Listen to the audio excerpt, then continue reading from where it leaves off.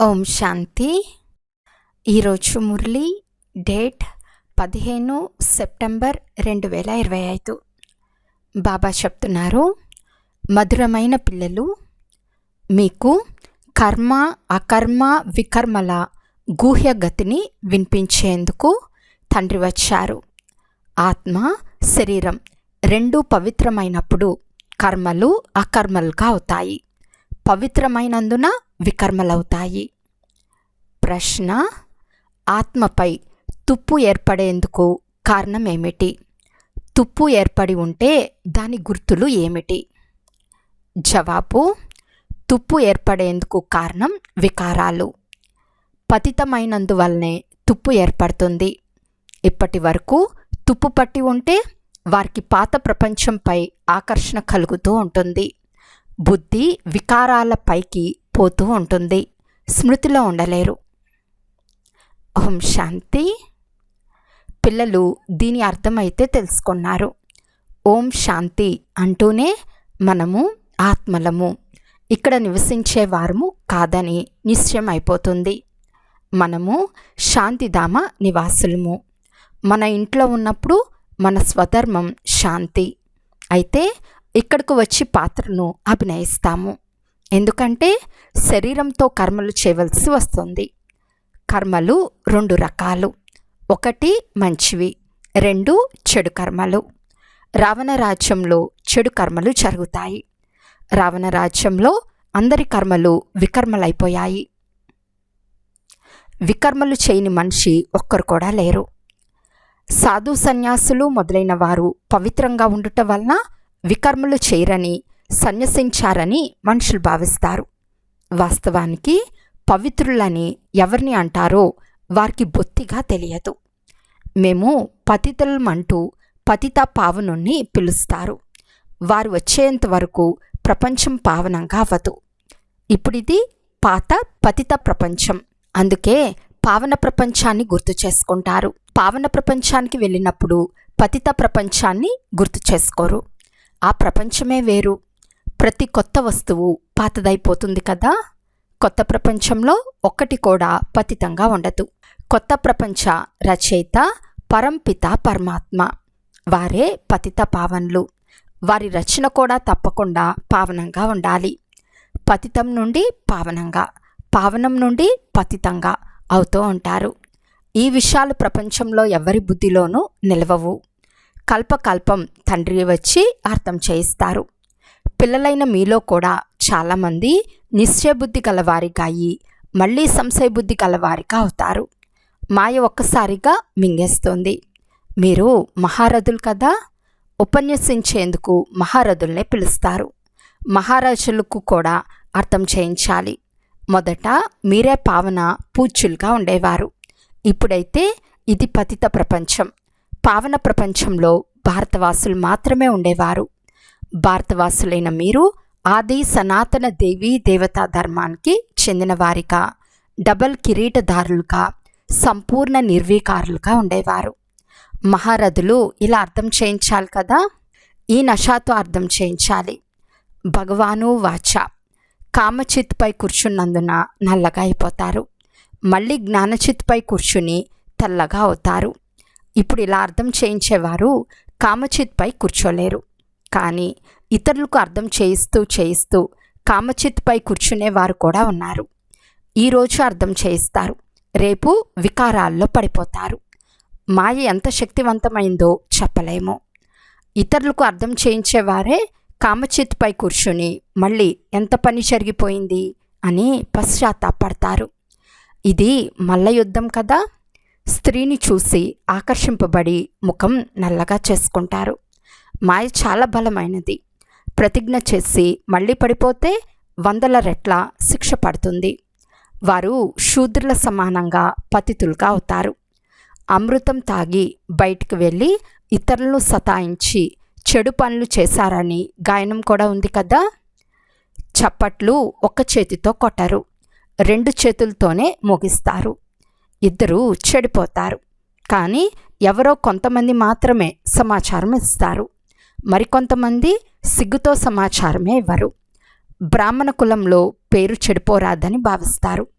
యుద్ధంలో ఎవరైనా ఓడిపోతే హాహాకారాలతో అరే ఇంత పెద్ద పెహల్వాన్ని కూడా పడేశాడు అని అంటారు. అలాంటి ప్రమాదాలే చాలా జరుగుతూ ఉంటాయి. మాయ చెంపదెబ్బ కొడుతుంది. ఇది చాలా గొప్ప గమ్యం కదా. సతోప్రధానంగా పవిత్రంగా ఉన్నవారే కామచిత్తుపై కూర్చున్నందున నల్లగా తమో ప్రధానంగా అయ్యారని పిల్లలైన మీరు తెలియచేస్తారు. రాముడిని కూడా నల్లగా చూపిస్తారు. చాలామంది చిత్రాలను నల్లగా తయారు చేస్తారు, కానీ ముఖ్యమైన వారి గురించే అర్థం చేయిస్తారు. ఇక్కడ కూడా రాముని నల్లని చిత్రం ఉంది. నల్లగా ఎందుకు తయారు చేశారని వారిని అడగాలి. ఇది ఈశ్వరునిచే నిర్ణయించబడిందని, ఇది కొనసాగుతూ వస్తూ ఉందని అంటారు. ఇలా ఎందుకవుతుందో ఎలా అవుతుందో వారికి తెలియదు. ఇప్పుడు మీకు తండ్రి అర్థం చేయిస్తారు. కామచిత్పై కూర్చున్నందున పతితంగా దుఃఖీతులుగా పైసాకు కొరగాకుండా అవుతారు. అది నిర్వీకార ప్రపంచం, ఇది వికారీ ప్రపంచం. ఈ విధంగా అర్థం చేయించాలి. ఈ సూర్యవంశీలు చంద్రవంశీలుగా మళ్ళీ వైశ్యవంశీలుగా అవ్వవలసిందే. వామ మార్గంలో రావటంతో వారిని దేవతలని అనలేము. జగన్నాథ మందిరంలో గోపురంపై దేవతల కులాన్ని చూపిస్తారు. దుస్తులు దేవతలవి, చేసే పనులు చాలా పవిత్రమైనవిగా చూపిస్తారు. తండ్రి ఏ విషయము మీద శ్రద్ధ ఉంచమంటారో దానిపై ధ్యానం ఉంచాలి. మందిరాలలో సేవకు చాలా అవకాశం ఉంది. శ్రీనాథ్ ద్వారంలో కూడా అర్థం చేయించవచ్చు. వీరిని నల్లగా ఎందుకు తయారు చేశారని అడగాలి. ఇలా అర్థం చేయించడం చాలా బాగుంటుంది. అది స్వర్ణిమ యుగం, ఇది ఇనుప యుగం. తుప్పు పడుతుంది కదా, ఇప్పుడు మీ తుప్పు తొలగిపోతూ ఉంది. స్మృతి చేయకుంటే తుప్పు కూడా తొలగిపోదు. చాలా తుప్పు పట్టి ఉంటే వారు పాత ప్రపంచం వైపు ఆకర్షితులవుతూ ఉంటారు. చాలా ఎక్కువ తుప్పు వికారాల వల్లే పడుతుంది. దానితోనే పతితంగా అయ్యారు. మా బుద్ధి వికారాల వైపుకు వెళ్ళటం లేదు కదా అని స్వయం చెక్ చేసుకోవాలి. మంచి మంచి ఫస్ట్ క్లాస్ పిల్లలు కూడా ఫెయిల్ అవుతారు. ఇప్పుడు పిల్లలైన మీకు ఇది అర్థమైంది. ముఖ్యమైన విషయం పవిత్రత. మొదటి నుంచి ఈ విషయం పైనే కలహాలు గొడవలు నడుస్తూ వచ్చాయి. తండ్రే ఈ యుక్తి రచించారు. మేము జ్ఞాన అమృతం త్రాగేందుకు వెళ్తున్నామని చెప్పేవారు. జ్ఞానామృతం జ్ఞానసాగరుని వద్ద మాత్రమే ఉంది. శాస్త్రాలు చదవటం వలన ఎవరూ పతితం నుండి పావనంగా అవ్వలేరు. పావనంగా అయి పావన ప్రపంచానికి వెళ్ళాలి.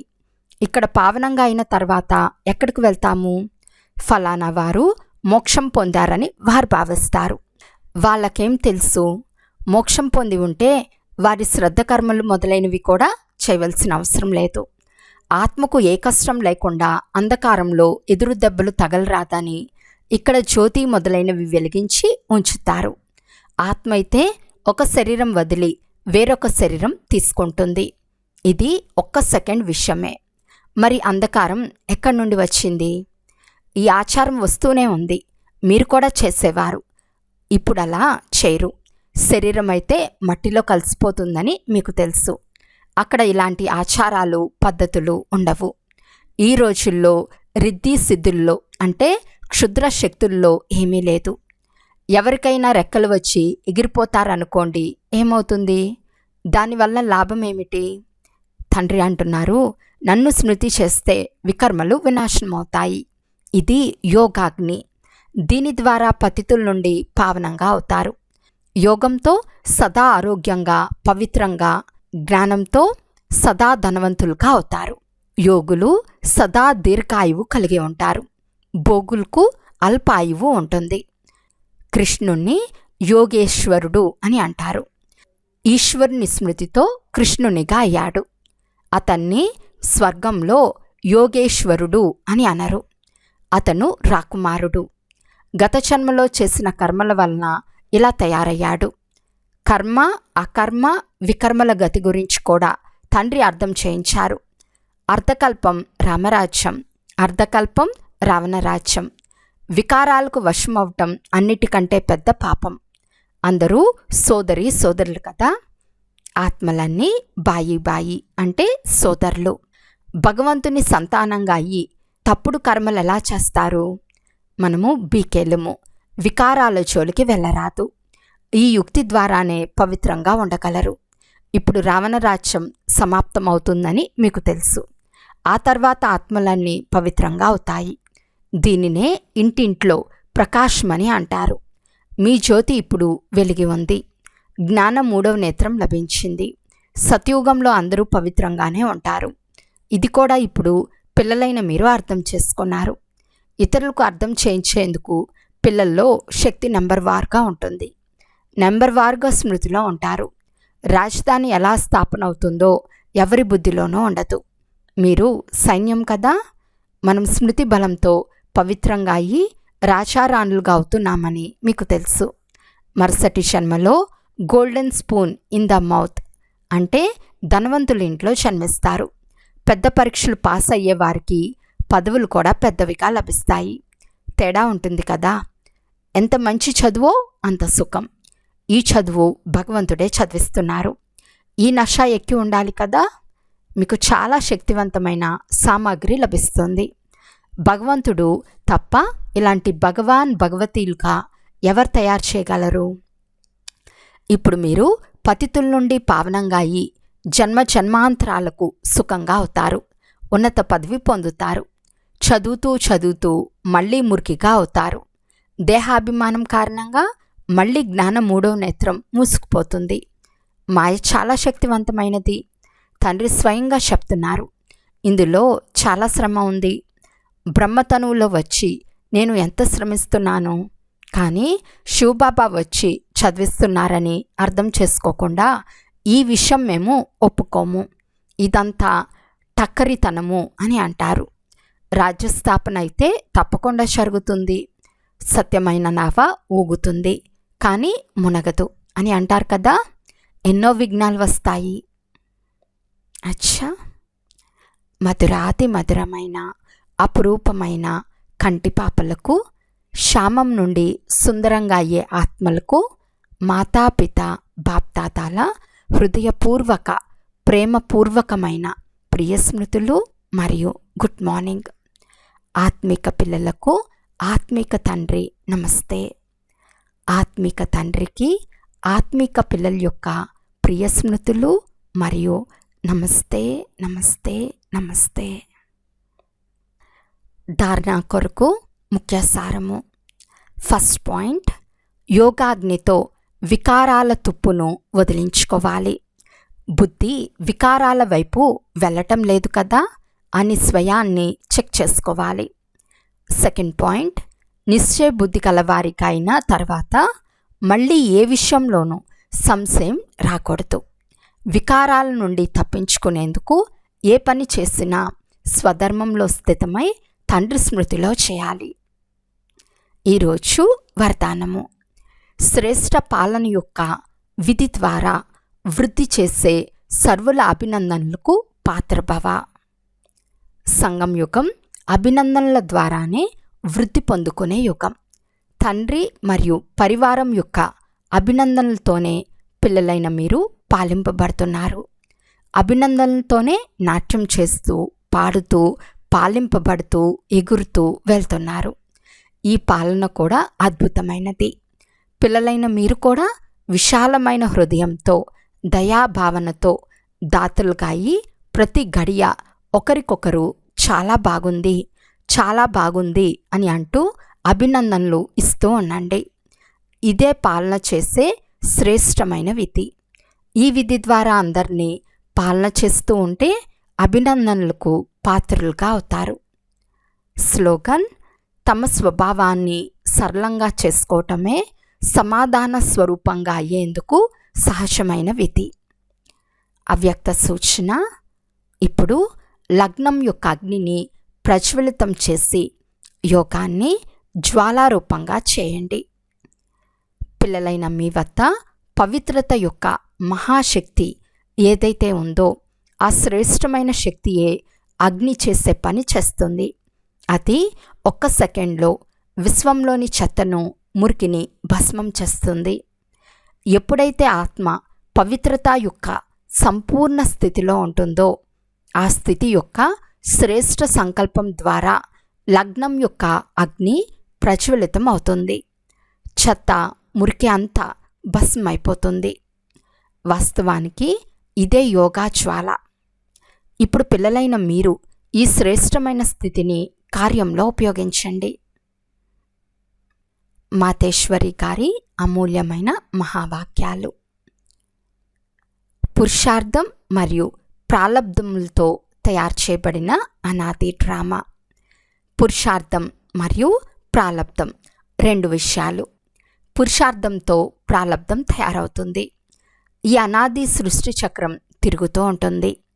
ఆది సనాతన భారతవాసులు ఎవరైతే పూజ్యులుగా ఉండేవారో వారే మళ్ళీ పూజారులుగా అయ్యారు.